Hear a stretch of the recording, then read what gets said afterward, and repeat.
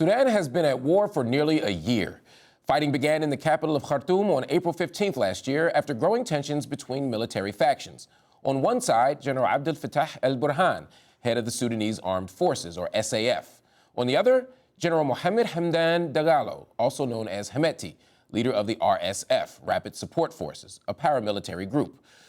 The two groups were previously allies involved in two coups. In 2019, a popular uprising that ousted longtime dictator Omar al-Bashir and put into place a transitional government that promised an eventual civilian-led democracy. And then in 2021, the military took control of the transitional government. Al-Burhan promised elections in 2023, but disagreement over the RSF's integration into the Sudanese army sparked a civil war that has so far killed more than 14,000 people. More than 10 million people have fled their homes, making it the world's largest displacement crisis. It's also expected to be the world's worst hunger crisis, with a third of the population facing acute food insecurity, according to the United Nations. So how does this end? And what can be done to help civilians caught in the crossfire? Here to speak with us is former Sudanese Ambassador to the United States, Nureldin Satti, and Kholood Khair, founder and director of Confluence Advisory, a Sudanese think tank. I want to thank both of you for joining me on UpFront. Ambassador Satti, I'm going to start with you. You were part of that power-sharing transitional government between civilian groups and military groups that was formed after the 2019 coup. After the 2021 military takeover, I asked you on this very show why you allowed military leaders accused of human rights abuses to be part of the transitional government. And you said this to me. You said, at certain moments in history, when you want to move forward, you have to compromise. Now, at that time, of course, you had faith that civilian and military groups could negotiate a deal that would lead to full civilian rule. How do you assess that faith now? Well, thank you for having me. My assessment, of course, is that of a failure to deliver on the agreements that we signed with the military, and that there have been failures or failings on both sides. The civilians are responsible for what happened, and of course the military are even probably more so.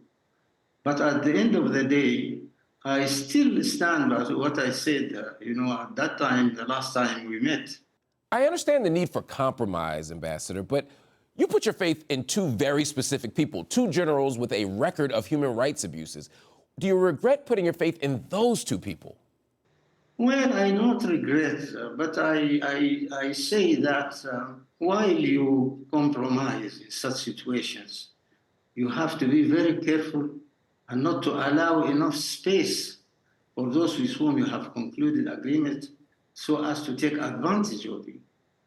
And you have to have what I would call political acumen and enough experience and enough character and personality in order to convince those with whom that you've signed an agreement that you are up to the task and that you are to be trusted and to be allowed to have your way. And I know it's not an easy task, but that's the situation we have been facing 2 years ago, and that's the situation we are facing even now. Kholood, the humanitarian situation was already bad in Sudan before this war, but now it's deteriorating rapidly. It's become maybe the largest crisis in the world. Could you talk about what's going on the ground right now in terms of the humanitarian situation and help us understand why it's gotten so bad? Well, as you say, the infrastructure in Sudan was poor to start off with, before the war even started. And that's because preceding the war, we had a coup. And that coup vastly deteriorated the state's capacity to provide services. And so when the war came, it was very easy to obliterate health services, education services, and service provision in general. So we have, even from the first few months of the war, 80% of health services out of commission, and that number has only risen. We've had 19 million children, as announced by UNICEF, out of school, and that number has risen too. We have numbers of people that are facing starvation that the UN puts at around 25 million, but that number is certainly, to my mind, much, much greater and will continue to grow if the next agricultural season fails. What we have at the moment is a conversation around whether Sudan is in famine or not. But famine is what happens when you're busy trying to find data to support it.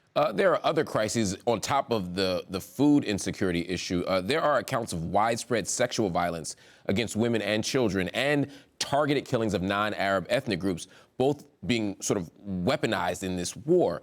Cities in the western region of Darfur are at the center of the violence and have largely been taken over at this point by the RSF. 20 years ago, Darfur became synonymous with the genocide of the same ethnic groups being targeted now by the militias that would later become the RSF. Back then, there were accusations of food deprivation and other forms of aid deprivation being used as a weapon of war leading to mass death. What do you see as the roots of this civil war? Is what we're seeing now consistent with past conflicts in Sudan? Yes, in many ways, this conflict is an accumulation of the previous conflicts that were never resolved.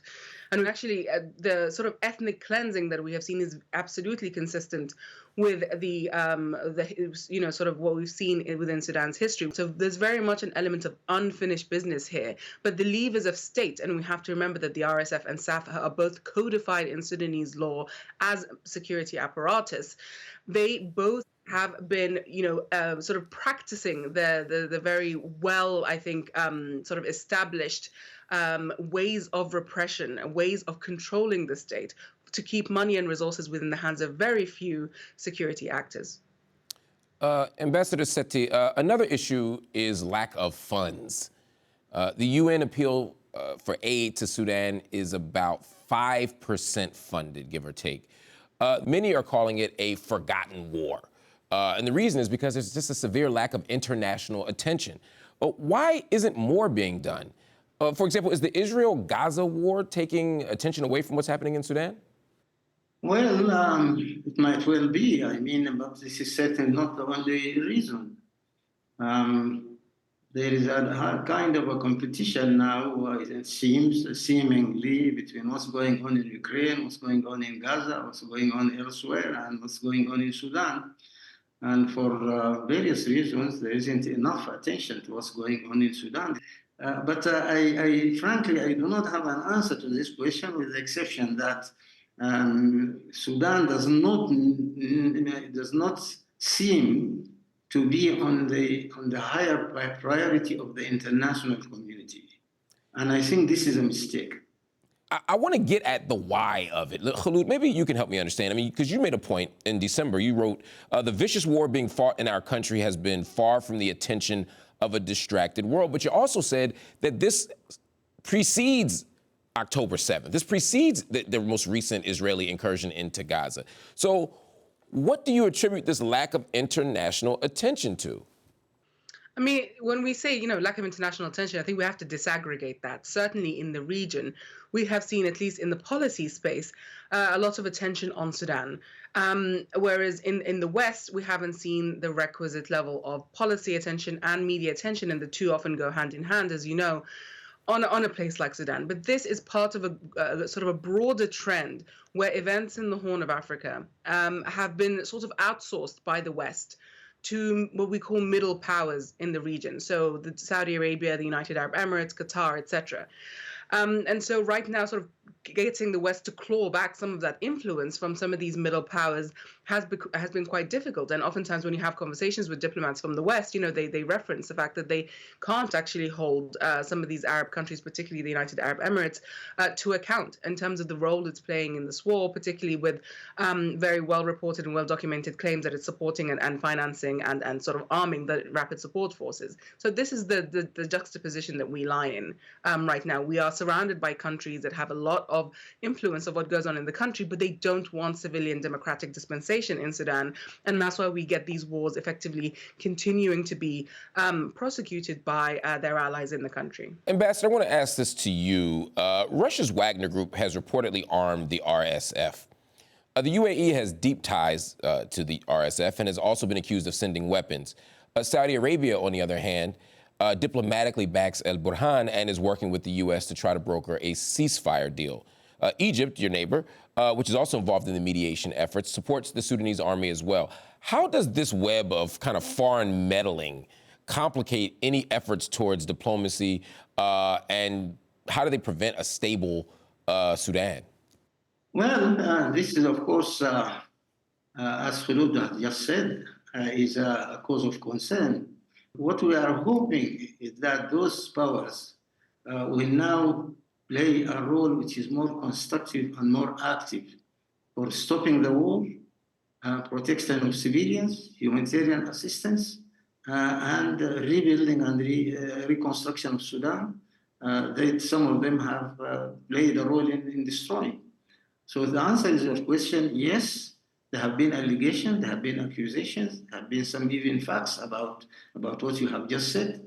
But finally, I think in the last few months, or last few weeks, there seems to be a new trend in this. You are a part of Taqaddum, the pro-civilian coalition led by former Sudanese Prime Minister Abdullah Hamdok. And you all have been working to get a deal with both sides to stop the war and to begin the process of transitioning to a civilian-led government. Now, in December, your group met with the RSF and you signed a peace agreement, the Addis Ababa Declaration. And that declaration outlines a path out of the conflict and towards a democratic Sudan.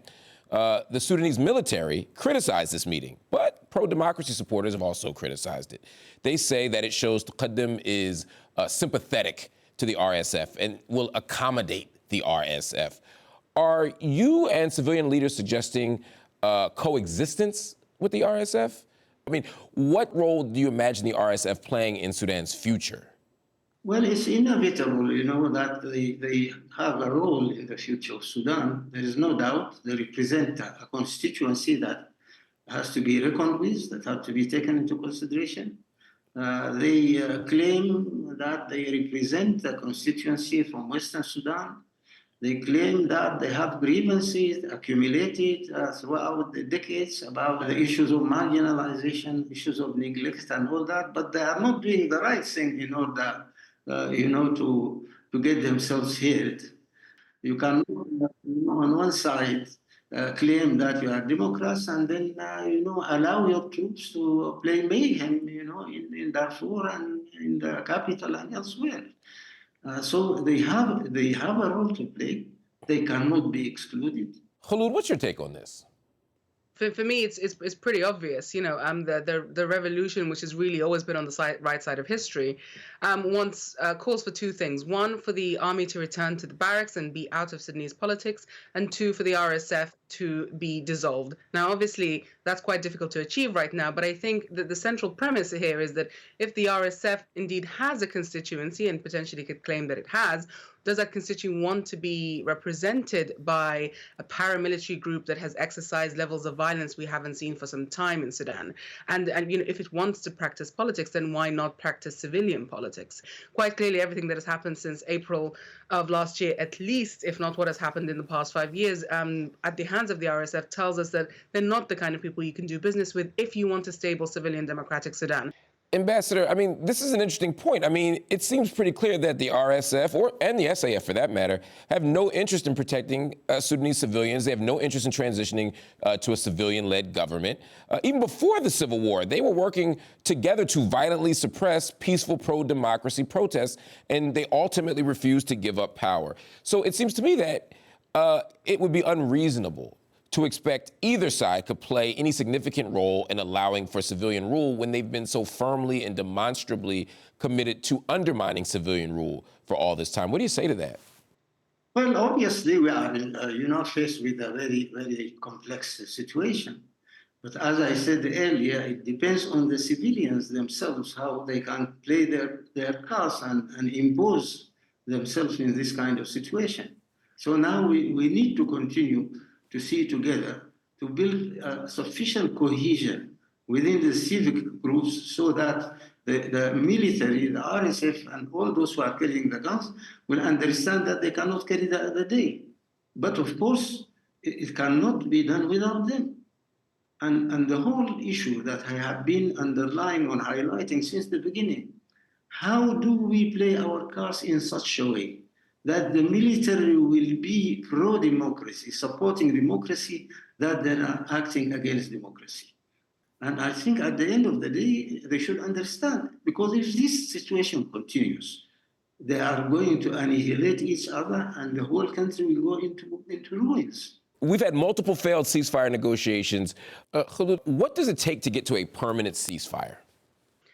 frankly, leverage. If we can at least get the two main elements of this, the RSF and SAF, to not have access to all the money that they have, to not be able to buy weaponry to the same degree, and force them to come to the table, and not from its position of strength, but a position of weakness, then maybe we can eke out some of those compromises that have been sort of absent, especially on transitional justice, especially on accountability, because really this whole war started because neither of these two groups have ever faced any kind of accountability for stealing from the state coffers, from killing people, and from the decades of repression that they have meted out on the Sudanese people. Ambassador Nureldin, Satti, Kholood, Khair, thank you both for joining me on UpFront. Thanks, Marc. All right, everyone, that is our show. UpFront, we'll be back next week.